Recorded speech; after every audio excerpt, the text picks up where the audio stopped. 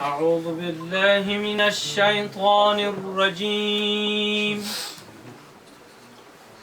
بسم الله الرحمن الرحيم.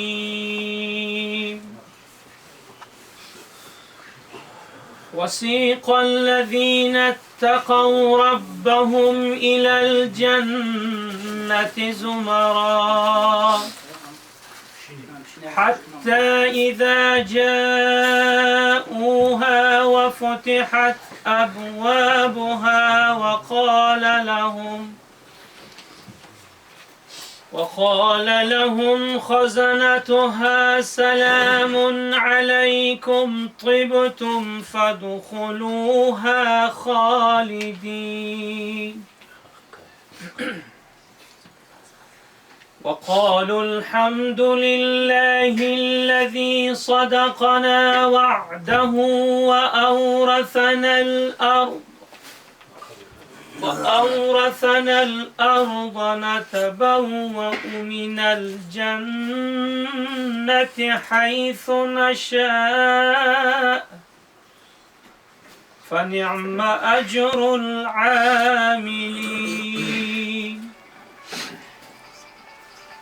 وترى الملائكة حافين من حول العرش يسبحون بحمد ربهم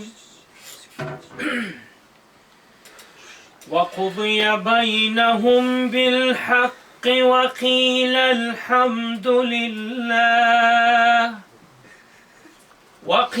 الحمد لله رب العالمين. صدق الله العظیم. حمد به حد آن خدای پاک را، آن که جان بخشید مشت خاک را، آن که در آدم دمید او روح را، داد از طوفان نجات او نوح را، آن که لطفی خویش را اظهار کرد، بر خلیلش نارا گلزار کرد، آن خداوندیه که هنگام سحر کر قومی لوط را زیر و زبر. بنده را اره بر سر می نهد، دیگری را تاج بر سر می دهد. او سلطان هرچی خواهد آن کند، عالم را در دم ویران کند. آن که با مرغی هوا ماهی دهد، بندگان را دولت و شادی دهد. مرده 100 ساله را حی می کند، این بجز حق دیگر کی می کند. هیچ کس در ملک او انباز نه، قول او را لحن آواز نه. اللهم تقبل توبتنا وتب علينا إنك أنت السميع العليم برحمتك يا أرحم الراحمين.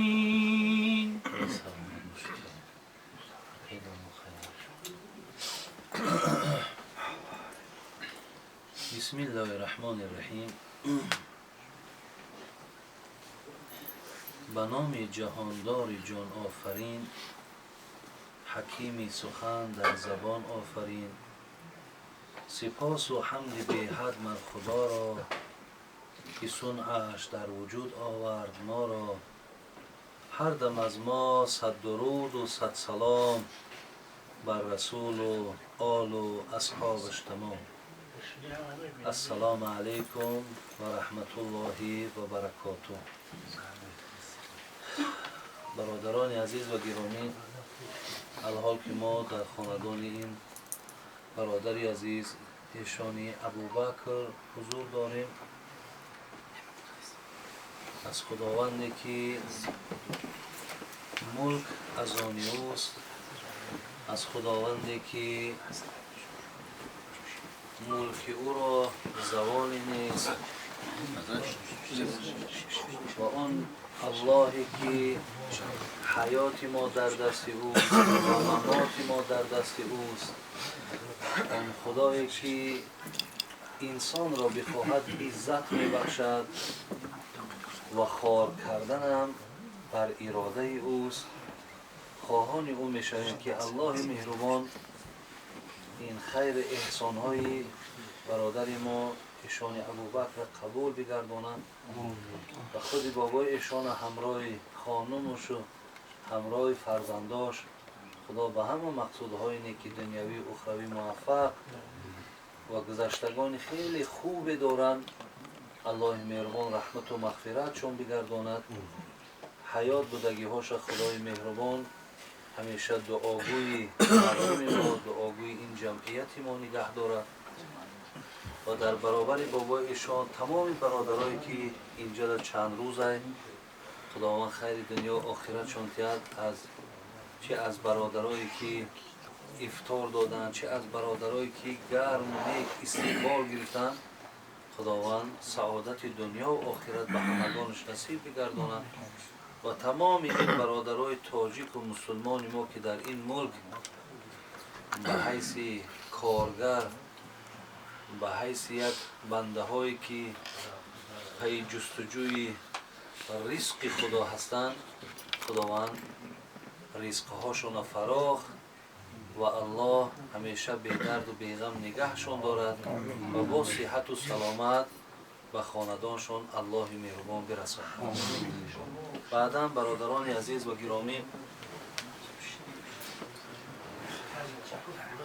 گفتی بزرگا که ما رو به هیچ صحبت یاران همدم است، دیدار یار نامتناسب جهنم است.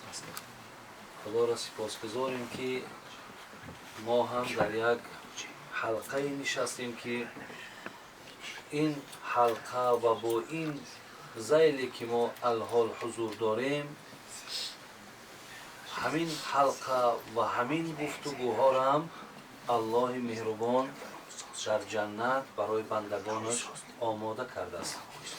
و برادران عزیز و گرامی، دیروز استاد منم یک حدیثی را در کدام معرکه خواندن که حبیب خدا که با روایت حضرت انس ترمذی روایت میکند، میگه اذا مررتم بالریاض الجنه فارتعوا. قالوا یا رسول الله و ما ریاض الجنه؟ قال حلق الذکر. حبیب خدا گفتن هرگاهی که شما با باغی از باغهای جنت گذر کردین، از میوجات او استعمال کنین. اصحاب پیغمبر پرسیدن، حضرت گفتن آیا در دنیا هم باغی از باغهای جنت است؟ حبیب خدا گفتن هر جا که اگر حلقه ذکر، هر جا که پند و نصیحت شید، اونجا چی هست؟ او باغی از باغهای جنت است. و آن چیزی که اینجا گفته می شود، این میوه های از همان باغ جنت است. خدا را شکر میگیم که ما در زیر این بشارتی حدیث پیامبر گرامی حضور داریم.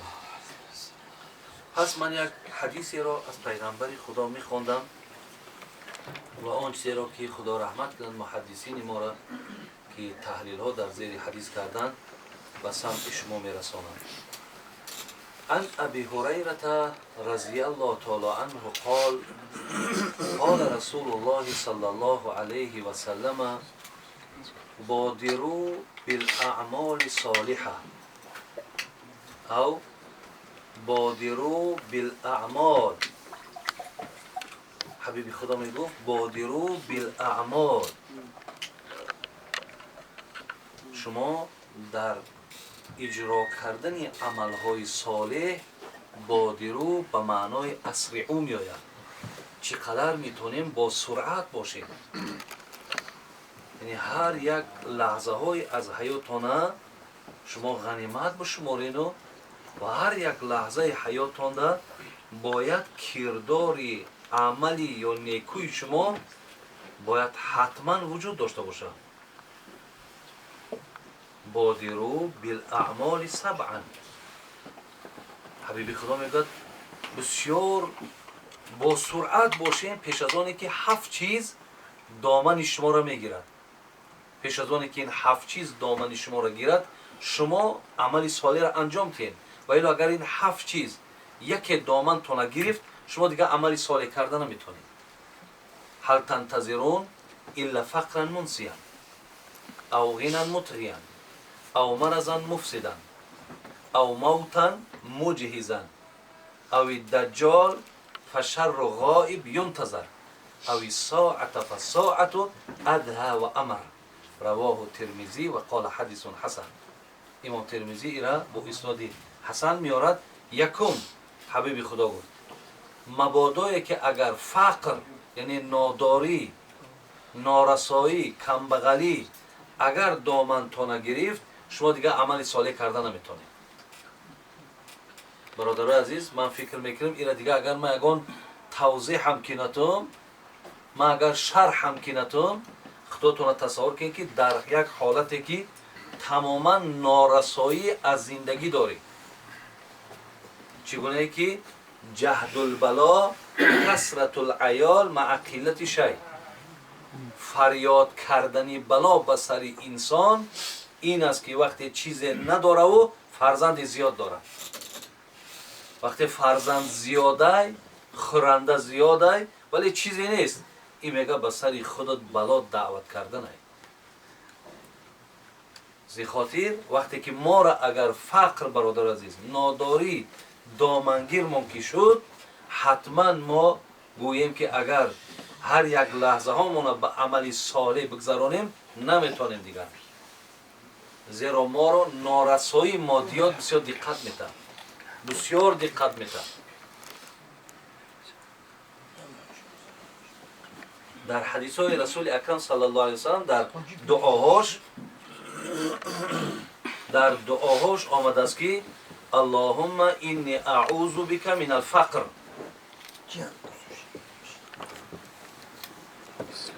پروردگارا پناه طلب میکنم به سوی تو از فقر. از فقر پناه طلب میکنم. زیرا که هر آینه انسان فقر برادر عزیز در ایمانش، در عقیدهش، در عبادتش تأثیر خچه میرسونه. تصور کنیم برادر عزیز که خدا رحمت کنه شیخ سعدی را میگفت برا 5 نوبت بزن بر درت اگر یاری موافق بود در برت. اگر تو به شرط زنی خوب داشته باشی تو 5 وقت نماز به حضور دل بخوان. ولی بین اگر زنی موافقی با توفیق با عبادت نداشته باشی حتی همون نماز تو به حضور دل خواندن نمیتونی. کجا درباره وقتی که انسان فقر دامنگیر می شود، در نماز هم باشی، در روزه هم باشی، در هر عبادتی که باشی هم این برای انسان بسیار گویم که چی هست؟ دایم یک انسان در یک فهمیش دیگر و باز یگان دیگرگونی هم در آدم پیدا میکنه. برای این پیامبر میگه پیش از آنی که فقر دامنگیرتان شود شما عملی صالح کنید. حتی در حدیثاش پیامبر گرامی اللهم جعل لآل محمد، ببینید اللهم جعل لآل محمد، پروردگار رو بگردان از برای آل محمد چی بگردان؟ یعنی قوت بگردان که محتاج به دیگران نشود. اونقدر برای من خوراک یا برای من از مادیات تامین کن که من محتاج دیگران نباشم، محتاج به کسی نشم. و دایم حبیب خدا بر میانه ما را دایم دلالت میکرد که شما میانه بودن دایم انتخاب کنید، نه بالا و نه پستی بر. یعنی اونهاش حتما بالاشم پایانشم بی زیان نمیشه. آدم کمی بود بالاتر رفت میخچه اداره کردن نمیتونه، خودش اداره کردن نمیتونه. وقتی که پستم که رفت اینجا دم از اختیاری خودش میبروید. یکم فقرا منسیان او غینا مطغیان. دویمش گفت اگر به شرط شما را مال ثروتتون زیاد شید مطغیان، شما با سرکشی را اختیار میکنید. شما دیگه عملی صالح کرده نمیتونید. دیگه تو برای 5 وقت نماز در مسجد بخونی یا تو مثال وقت بیای فرزندکات ای خدا و ای رسول بپرسی، تو دیگه این خیل برادری عزیز این فکرها و این خیالات همش از ذهنت دور میشود. وقتی که اگر غنا، وقتی که تو دولت و ثروت وقتی دامنگیرت میشود. ولی در حیات پیامبر میگه وقتی که آمد پیغمبر ما در یک حلقه نشست، در یک حلقه نشست میگه بناگاه میگه یک آدمی ثروتمند اومد، ثروتمندی با ایمان بود میگه. آمد میگه و نگاه کرد که یکون جا هست پهلو یک آدمی فقیر، یک آدمی نادار بگیم ولی خیلی آدمی فقیر داخل لباس ها همه پری خاک و دیگر آدمی ثروتمند، آدمی بدولت بسیار طبیعتش نازک دیگر بری همون را اختیار نکرد نشستن. بعد دیگر ناعلاج همونجا نشست. پیامبر میگه نگاه کرد و گفتش که آیا گفت حذر کردی که در پهلوی برادرت بشینی تا همون فقری همون درت سرایت میکنه. که میگه ای آدم ثروتمند بسیار وجود لرزه گرفت، آدم ایماندار بود. گفت پیامبر گرامی از همه بنده خدا من عذر میخواهم و اگر مرا ببخشد گفت نصف مال ببخشید باشه. میگه ای بنده خدا گشت و گفت که پیامبر گرامی خدا بخشیدن دوست میداره، من میبخشمش لیکن مالش با من در کار نیست. زیرا اگر مبادای مال همین در دست ما بزنه من مثل همین آدم مغرور نشم. منم آدمی مثال مثل همین کیبر و همین بلند هوایی را اختیار نکنم. برای همین مالش از خودش شد ولی خدا که دوست میداره بخشیدن مو بخشیدیم. ولی برادر عزیز این دولت داشتن هم این نشانه یگان آدم مثال بگیم خدا دادی شد، این خدا داده یا این مثال بگیم مقام و مرتبهش در بین دیگرها بلنده نه. همه پیغمبرای خدا فقیر بودن.